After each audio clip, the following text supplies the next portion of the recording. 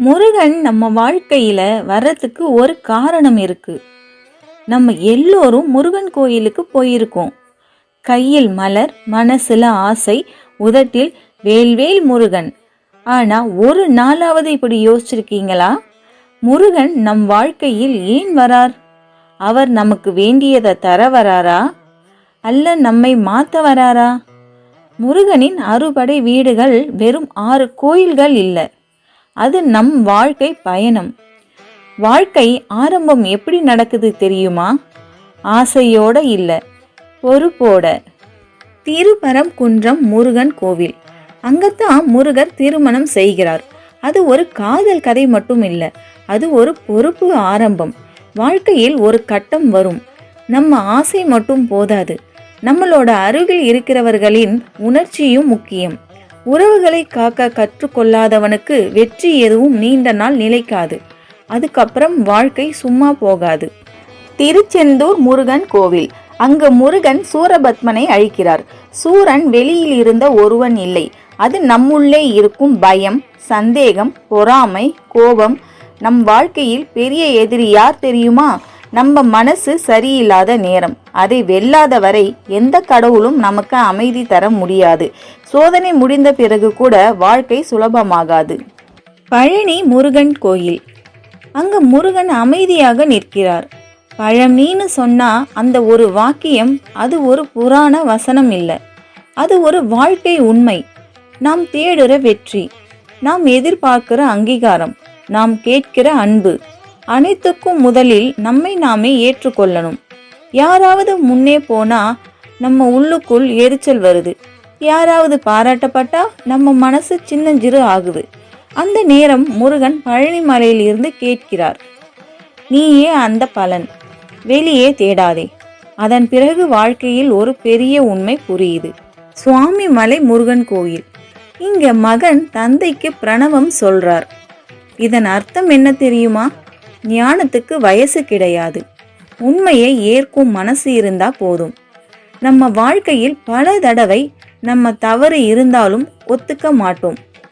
Ego நம்மை பிடிச்சுக்கிட்டு விடாது. ஆனா உண்மை புரிந்தவனுக்கு தான் உண்மையான உயர்வு. அந்த உயர்வுக்கு பிறகுதான் அமைதி வரும். திருத்தணி முருகன் கோவில், போர் முடிந்த இடம் அது, அமைதி கிடைத்த இடம் அது. வாழ்க்கையிலும் அப்படித்தான். நம்ம சண்டை முடிந்த பிறகுதான் மனசு அமைதியாக இருக்கும். வெற்றி கிடைக்கிறது பெரிய விஷயம் இல்லை, அமைதி கிடைக்கிறது தான் பெரிய விஷயம்.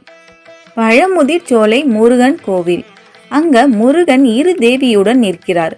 அதன் அர்த்தம் சமநிலை, கடமை இருக்கணும், அன்பு இருக்கணும், ஞானம் இருக்கணும். இந்த 3ம் சேர்ந்தால்தான் வாழ்க்கை முழுமை. முருகன் நமக்கு ஆசையை முழுமை பண்ண வர்றதில்லை, அவர் நம்மை கட்டம் கட்டமாக வளர்க்க வரார். வாழ்க்கை ஆரம்பம், சோதனை, துறவு, ஞானம், அமைதி, முழுமை. அந்த அறுபடை வீடுகள் நம்ம வாழ்க்கையில தான் இருக்கிறது. அதனால்தான் முருகன் கோவிலுக்கு போறது மட்டும் போதாது, அவர் காட்டுற பாதையில நாம பயணிக்கணும். நீங்க இப்போ வாழ்க்கையில எந்த கட்டத்தில் இருக்கீங்க? போராட்டத்திலா, அமைதி தேடுற நிலையிலா, அல்ல உங்களுக்குள் உண்மையை கண்டுபிடிக்கிற நேரத்திலா? முருகன் ஒரே ஒரு கேள்விதான் கேட்கிறார், நீ உன்னை வென்றாயா? அதுக்கு பதில் சொல்லும் நாள்தான் உண்மையான வெற்றி நாள். நம்ம வாழ்க்கையில் சில இரவுகள் இருக்கும்.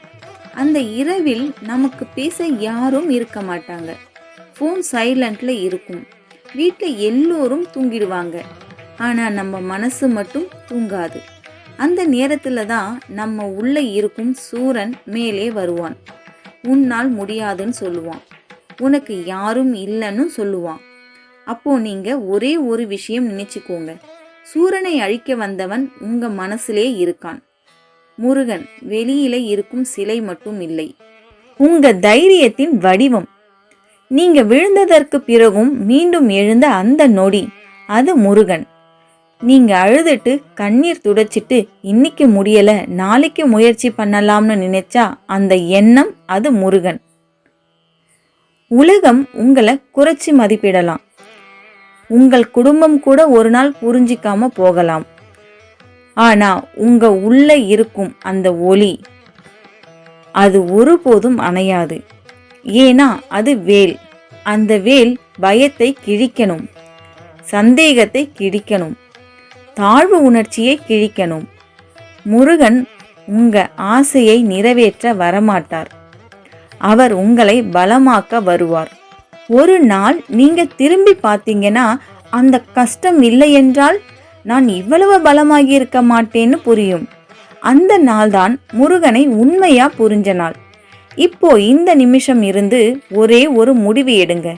பயம் வந்தா ஓட மாட்டேன், தோல்வி வந்தா உடைய மாட்டேன், என்னை நான் விட்டுட மாட்டேன்.